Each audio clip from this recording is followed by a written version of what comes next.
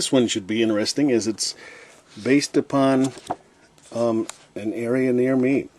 I actually, a couple of years ago, looked on some online records and some city directories for the name of the people who were mentioned in this story in a nearby town.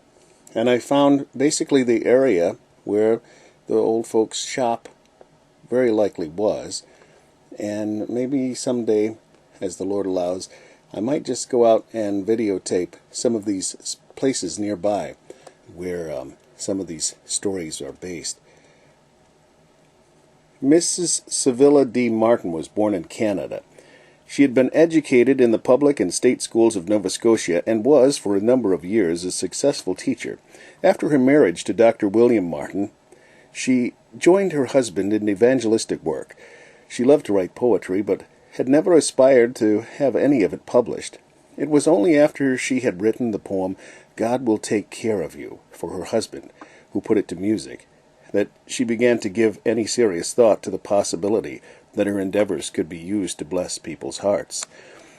The Martins were living at a Bible school in Johnson City, New York. The year was 1904, the same year that "God Will Take Care of You" was written. Mrs. Martin had heard of a dear woman who was an invalid and who lived in Elmira, New York. She decided that she would visit the poor woman to cheer her up, and so she boarded the Erie train bound for Elmira, which was located some 50 miles west of Binghamton, and still is located 50 miles west of Binghamton. This was quite a long trip for that day, but the burden had been on Mrs. Martin's heart. For days, she knew she must visit the woman. In later years, she would reflect upon the journey and realize that it was one of the most important decisions of her life, the result of which only eternity would reveal. I'll let Mrs. Martin tell it herself. I wrote the song "His Eye is on the Sparrow" in the company of a bedridden saint in the city of Elmira, New York. I was reading and singing to her, and during our conversation I chanced to ask her if she did not sometimes get discouraged. She answered, "Mrs. Martin, how can I be discouraged when my Heavenly Father watches over each little sparrow, and I know He loves and cares for me?" Procuring paper and pencil, in a few moments I had written, "His eye is on the sparrow." My husband tried his hand at writing the music for it, but it was not satisfied with the result, so a short time later he mailed it to Mr. Charles H. Gabriel, who wrote the present music, and sent it to Mr. Charles M. Alexander in England. The song was first sung in Royal Albert Hall during the Great Tory Alexander Revival in 1905.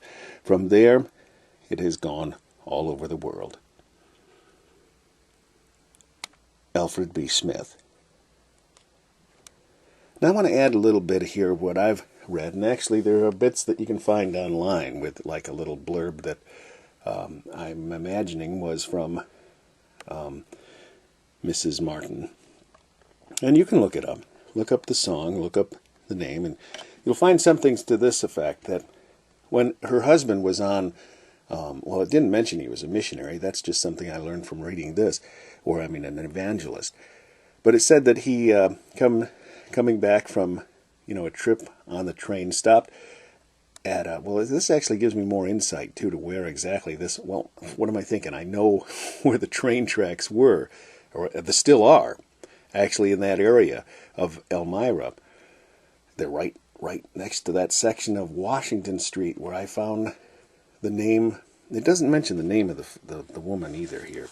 And that's also something that's mentioned online if you look up the little blurb I'm talking about. But I did a search in a city directory, and I only found two people by that name, and one was in a more affluent area of town. The other one was in a little section where, in the city directory, I also found that there were many businesses in that area, like a jeweler, laundromats, different things, pawn shop owners, and there was quite a number. And when I went down to the section of the city, now the numbers skip from whatever it is to wherever it goes. And I realized, wow, that section isn't there anymore of all those numbers. The reason why is because there's a viaduct now that goes over the top of the train tracks there. And so all those businesses were more than likely, knocked down. Very, very small little businesses. But nonetheless, that's the area where the old gentleman lived. The fella, Mr. Martin, visited there. And then told his wife of the storekeeper and how he had a wife who was bedridden because Mr. Martin had never met her. So that's why Mrs. Martin decided to go visit.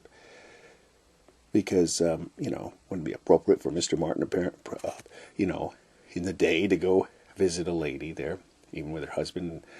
The other thing that made me realize it must have been in that area is because these businesses were more than likely one-story businesses. This old fellow was in a wheelchair. And so, okay, well, anyways, I've told enough about it. Let me sing the song, read the verse here first. Oh, sing unto the Lord a new song, for he hath done marvelous things. His right hand and his holy arm hath gotten him the victory. Psalm 98:1. Why should I feel discouraged? Why should the shadows come? Why should my heart be lonely and long for heaven a home? When Jesus is my portion, my constant friend is he. His eye is on the sparrow, and I know he watches me. His eye is on the sparrow, and I know he watches me. I sing because I'm happy. I sing because I'm free. For his eye is on the sparrow, and I know he watches me. Let not your heart be troubled.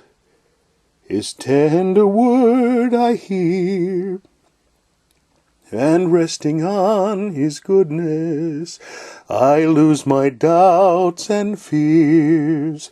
Though by the path he leadeth, but one step I may see. His eye is on the sparrow, and I know he watches me. His eye is on the sparrow, and I know he watches me.